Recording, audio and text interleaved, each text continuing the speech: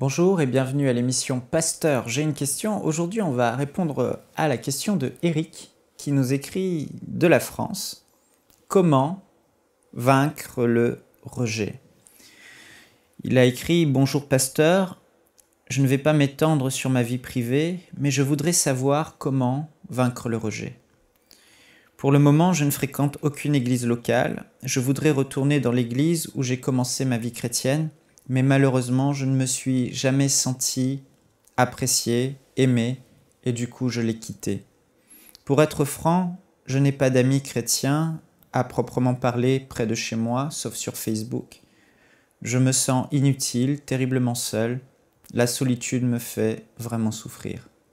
Voilà, je ne peux pas en dire plus pour le moment. J'espère que vous allez pouvoir m'aider. Merci d'avance. Amitié, Eric.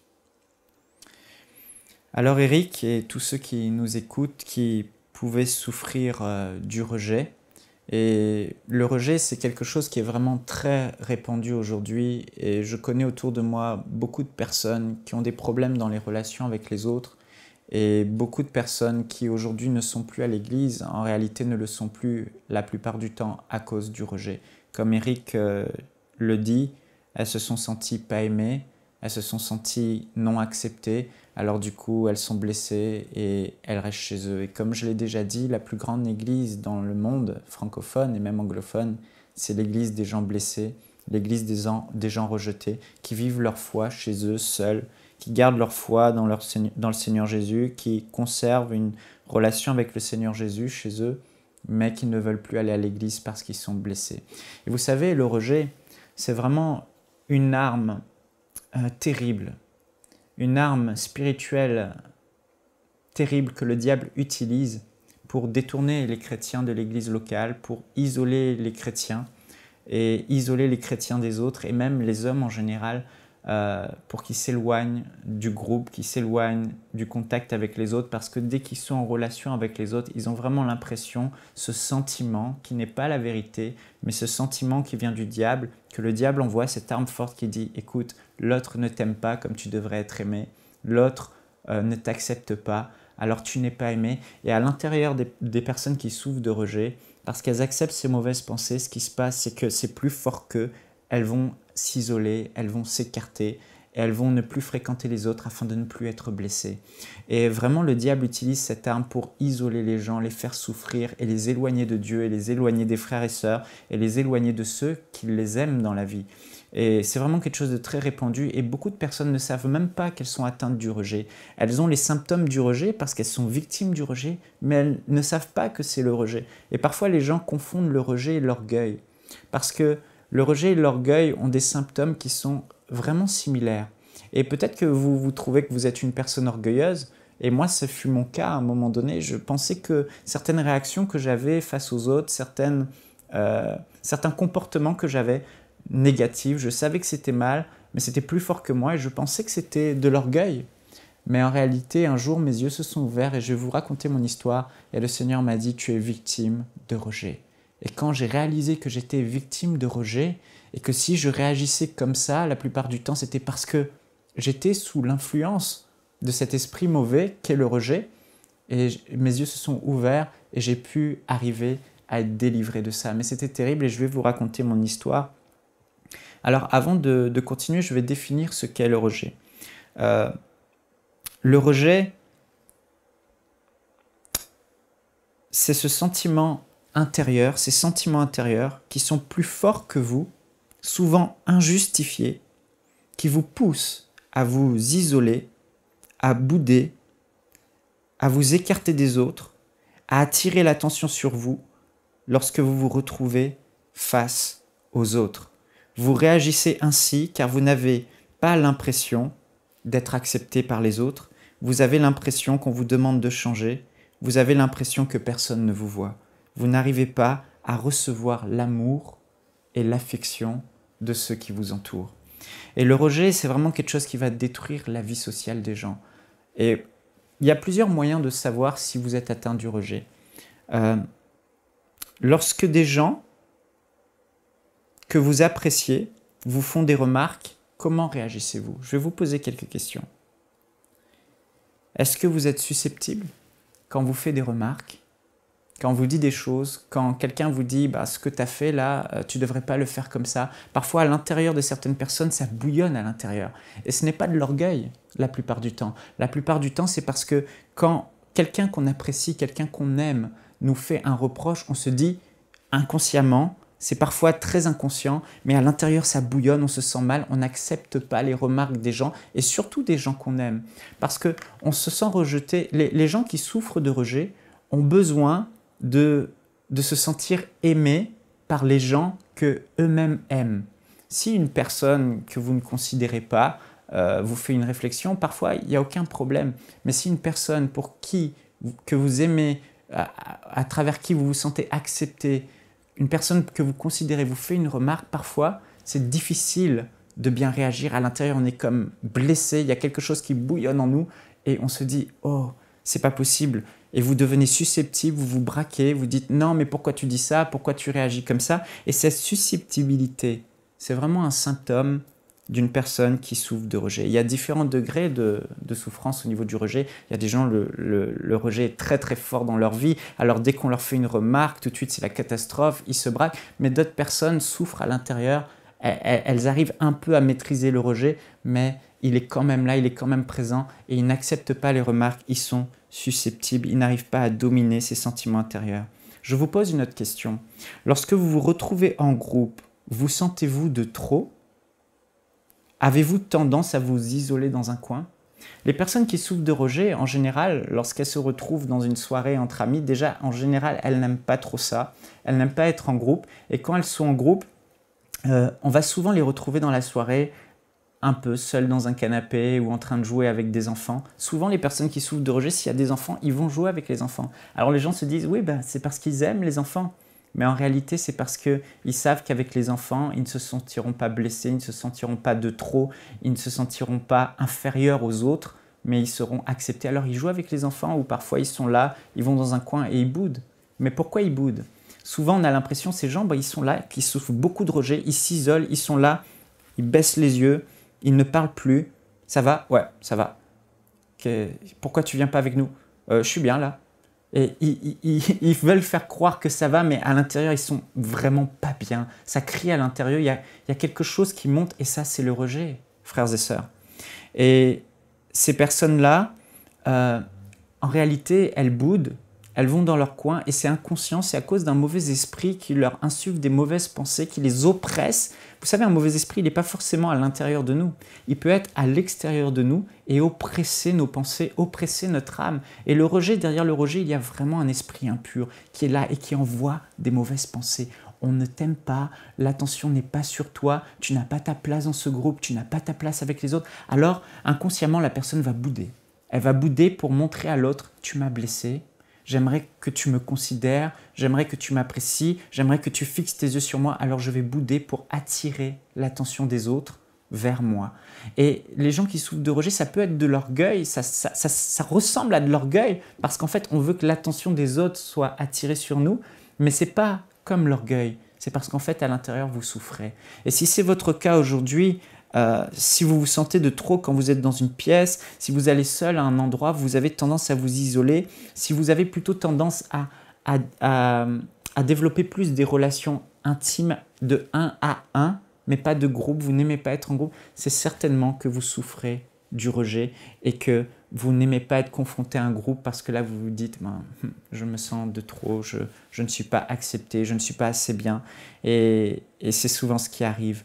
Avez-vous du mal à recevoir l'amour des autres? Quel que soit ce que les autres font, on a l'impression, on vous offre un cadeau, on vous donne quelque chose, on vous donne un geste d'affection, un service. Les personnes qui souffrent de rejet n'arrivent pas à recevoir l'amour. Elles n'arrivent pas à voir l'amour à travers les gestes d'affection que les autres leur donnent, les cadeaux, l'amour manifesté, parce qu'elles se disent c'est pas par amour qu'il le fait, c'est parce qu'il a besoin de moi ou il veut quelque chose. Et j'ai été ce type de personne. Je n'arrivais pas à recevoir l'amour des autres. Et le peu qu'on me donnait, je ne le recevais pas. Je voulais tout parce que je souffrais du rejet. J'avais besoin de me sentir aimé des autres. Lorsque vous vous retrouvez en groupe et que l'attention n'est pas sur vous, comment réagissez-vous?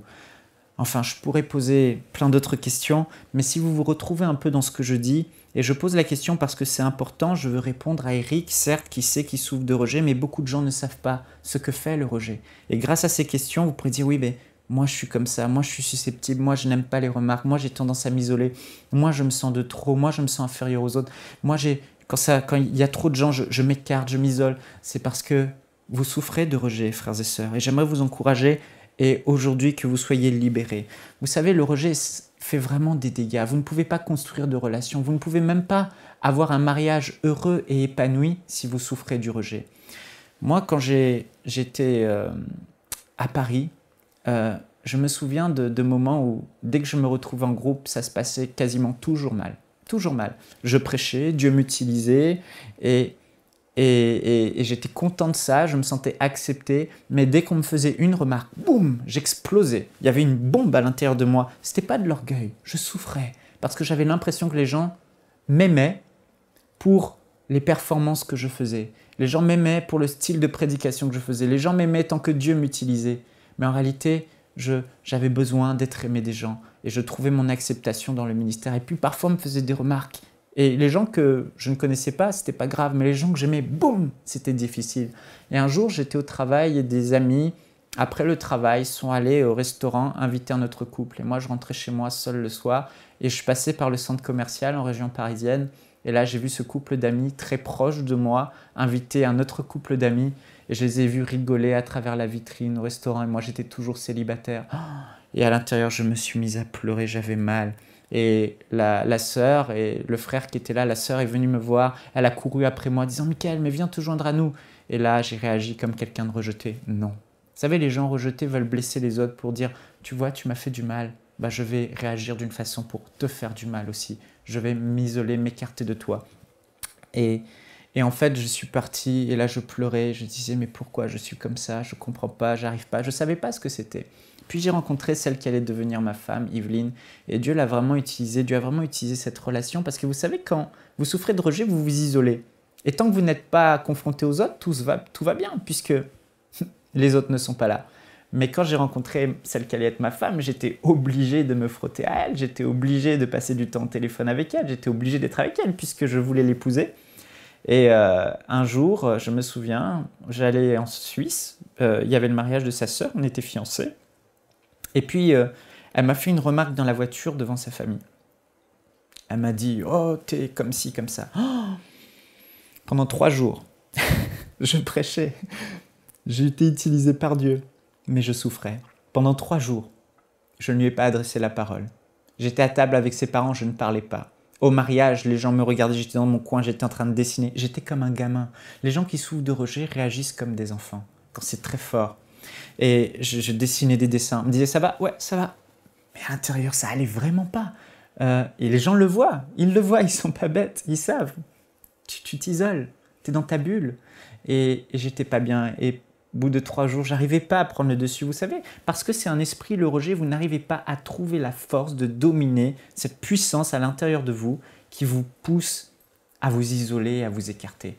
Et j'étais là et pendant 3 jours, je ne lui ai pas parlé. Et puis j'ai éclaté en sanglots quand elle m'a ramené à la gare pour que je prenne mon train et que je rentre en France.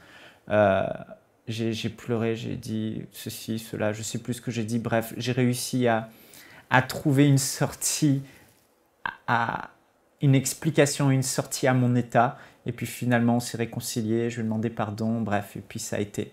Puis 2 jours plus tard, ou la semaine qui suit, elle m'appelle au téléphone et elle me fait une réflexion. Et vous savez, comme je l'aime, et comme c'est ma fiancée, elle sera bientôt tout entière à moi, elle m'appartiendra et je lui appartiendrai, on sera vraiment qu'une seule chair, et c'est vraiment la personne la plus importante de ma vie. Quand elle me fait une réflexion et que je me sens aimé et accepté par cette personne, ça a été la catastrophe. Quand elle m'a fait la réflexion au téléphone, j'ai raccroché au nez. Je lui ai raccroché au nez. Et quand j'ai raccroché, j'ai pleuré, j'ai dit « Seigneur, pourquoi je suis comme ça? Pourquoi c'est si dur ?» Et là, j'ai entendu clairement la voix de Dieu me dire, pour la première fois, j'entendais parler du rejet. Il m'a dit « Tu es victime du rejet. » Oh, moi qui pensais que c'était de l'orgueil. Je suis tombé du piédestal. J'étais là, je disais « Mais Seigneur, le rejet ?» Et là, le Saint-Esprit m'a donné des visions immédiatement. Il a voulu m'aider. de mon enfance, où quand j'étais jeune, je jouais au football, je descendais de l'immeuble où j'habitais, les gens jouaient au football, au soccer, et ils s'amusaient, et moi je voulais venir jouer avec eux, et tous les jeunes du quartier disaient « Non, toi tu joues pas ». Il y avait une place pour un joueur, mais ils ne voulaient pas que je joue. Et je me suis senti rejeté à ce moment-là. Et j'ai nourri ces pensées. Ah, je suis moins bien qu'eux, on ne m'accepte pas. Et plein de fois dans mon enfance, j'ai eu des moments comme ça, où les gens ont été méchants avec moi, où les gens m'ont blessé. Et peut-être que c'est ton cas aujourd'hui, et peut-être que ça remonte à l'enfance. Mais c'est ce que le diable a utilisé pour faire rentrer ce mauvais esprit dans ton âme. Et moi, j'ai eu un mauvais esprit qui est rentré dans mon âme et j'avais besoin vraiment d'une délivrance. J'étais né de nouveau, enfant de Dieu, mais il fallait que cet esprit impur cesse de m'opprimer, cesse de me pousser au rejet, à m'éloigner des autres, parce que je ne pourrais jamais construire un mariage comme ça. Ça aurait fini au divorce. Je ne pouvais jamais bâtir de réelles relations d'amitié. Les gens des groupes ne voulaient même plus m'inviter parce qu'ils savaient que Michael allait tirer la tronche, Michael allait bouder, Michael... Et pourtant... c'était plus fort que moi. Et quand il m'a dit ça, le Seigneur, j'ai réalisé que c'était un mauvais esprit qui m'influençait depuis mon enfance. Vous savez, la Bible dit, dans Colossiens au chapitre 2, verset 14, Alléluia, « Il, en parlant de Jésus, a effacé l'acte dont les ordonnances nous condamnaient, qui subsistait contre nous. Il l'a dépouillé en le clouant à la croix. Il a dépouillé les dominations et les autorités et les a livrées publiquement en spectacle, en triomphant d'elles par la croix. » Lorsque Jésus est mort à la croix, frères et sœurs, lorsque Jésus est mort à la croix, Eric, pour toi, et que son sang a coulé, tes péchés ont été pardonnés et tu as reçu par la suite le Saint-Esprit et Jésus a dépouillé le diable de toute autorité sur toi parce qu'il n'y a plus de péché qui peut, la nature du péché t'a quitté, le diable n'a plus de pouvoir sur toi.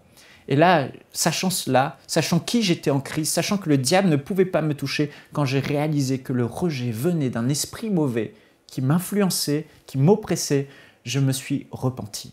Et la première des choses que j'aimerais te dire, Eric, c'est que tu dois réaliser que le diable n'a pas de pouvoir sur toi. Et c'est le cas, et c'est la vérité, et tu le sais. Parce que tu es un enfant de Dieu, tu as été racheté, et Jésus a dépouillé le diable de toute autorité. Il n'a aucun pouvoir sur toi, parce que tu n'as plus la nature du péché.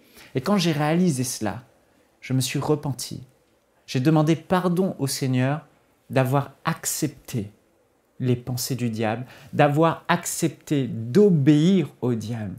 Parce que vous savez, ces pensées mauvaises, elles n'ont d'influence sur vous qui êtes nés de nouveau enfants de Dieu que parce que vous les acceptez et vous croyez que c'est la vérité. Mais la bonne nouvelle, c'est que Jésus a dépouillé le diable, les principautés, les mauvais esprits, les démons. Il les a détruits à l'œuvre de la croix. Il les a mis sous ses pieds et le diable n'a plus aucun pouvoir sur les enfants de Dieu. Et quand bien même il vous envoie des pensées, il n'a aucun pouvoir, aucune autorité pour faire que ces pensées vous dominent. Alors quand j'ai réalisé que ces pensées n'étaient pas fondées, qu'elles venaient du diable, mais que ce n'était pas la vérité, étant donné que je suis enfant de Dieu et que j'ai autorité sur le diable, alors je me suis repenti d'avoir accepté de me soumettre à ces pensées. Et Eric, il faut que là où tu es, tu refuses de croire que ces gens dans ton église ne t'aiment pas, que tu refuses de croire que ces gens ne t'acceptent pas. C'est faux, c'est l'esprit impur qui t'influence, qui change tes pensées, qui t'oppresse dans tes pensées, qui te dit non, ces gens ne t'aiment pas. Et si tu fais attention, ce que tu vis dans l'église, que tu as vécu dans ton église, tu le vis avec tout groupe de personnes. Et ça te montre une chose, c'est que c'est faux, c'est des mensonges du diable. Et il faut se repentir déjà d'avoir accepté d'obéir et de se soumettre au diable au lieu de se soumettre à la vérité. Et là, j'étais dans ma chambre, j'ai dit « Seigneur, je te demande pardon ». Et je pleurais de tout mon cœur. J'ai dit « Oh, jamais plus je n'écouterai les pensées de l'ennemi parce qu'il n'a aucun pouvoir sur moi et je me refuse de jouer à son jeu et de l'écouter. » Alors, j'ai pris autorité. Et se repentir, ce n'est pas simplement demander pardon à Dieu. Se repentir, c'est aussi changer de direction. Et ce jour-là, j'ai pris la décision de ne plus écouter ces mauvaises pensées en moi qui disent « Tu es de trop, tu es inférieur. » On ne t'aime pas, tu es différent des autres. Et quand j'ai décidé de refuser ces pensées, ça a été le début de ma délivrance. Et ce jour-là, j'ai senti l'oppression partir. Et quand j'étais confronté à des pensées de rejet, quand j'étais confronté à des situations de rejet, je me retrouvais en groupe, je me retrouvais face à mon épouse, ma fiancée, ma future épouse qui est aujourd'hui mon épouse, me fait des réflexions, ce n'est plus difficile à l'intérieur. Parce que j'ai appris à ne pas me soumettre au diable et j'ai pris autorité sur le diable et sur ses pensées mauvaises. Et là, aujourd'hui, on peut me faire des réflexions, je peux encore sortir quelque chose à l'intérieur de moi, c'est jamais agréable, je peux me retrouver en groupe, mais jamais ce mauvais esprit me domine comme c'était le cas avant. Et je prie pour vous aujourd'hui, vraiment repentez-vous, refusez ces pensées, demandez pardon à Dieu d'avoir obéi au diable et d'avoir obéi à ses pensées et de vous être soumis. Et je vous assure, le diable va lâcher son emprise sur vous et vous allez être délivrés de cet esprit qui est trop fort à dominer. Ensuite, la Bible dit dans Jacques au chapitre 4 et au verset 7, « Soumettez-vous donc à Dieu, résistez au diable et il fuira loin de vous. » Vous savez, le rejet, c'est la manifestation d'un esprit impur qui est un esprit de rejet. Et là, la Bible dit de résister au diable en se soumettant à la parole de Dieu, à Dieu, c'est-à-dire à sa parole.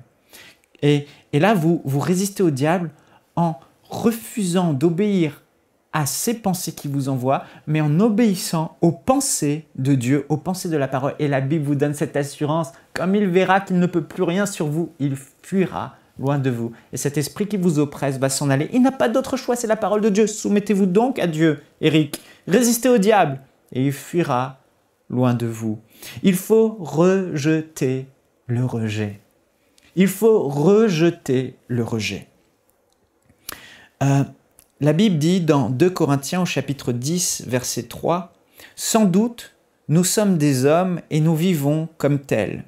Mais nous ne menons pas notre combat d'une manière purement humaine, car les armes, et ici il parle bien sûr de la parole de Dieu dans notre bouche, pas juste la parole de Dieu qu'on lit, mais la parole de Dieu qu'on confesse, comme Jésus l'a fait quand le diable l'a tenté. Jésus a utilisé l'épée de la parole de Dieu dans le désert, quand le diable a dit ceci, cela, il lui a voulu lui influencer des mauvaises pensées. Et Jésus a dit, il est écrit, il a parlé la parole de Dieu. Frères et sœurs, la parole de Dieu n'a aucune puissance tant qu'elle n'est pas parlée dans votre bouche. Et ici, la Bible dit, car les armes, c'est-à-dire la parole de Dieu qu'on confesse de notre bouche, la parole de Dieu qu'on proclame de notre bouche en croyant dans notre cœur, avec lesquelles nous combattons, ne sont pas simplement humaines. Elles tiennent leur puissance de Dieu qui les rend capables de renverser les forteresses.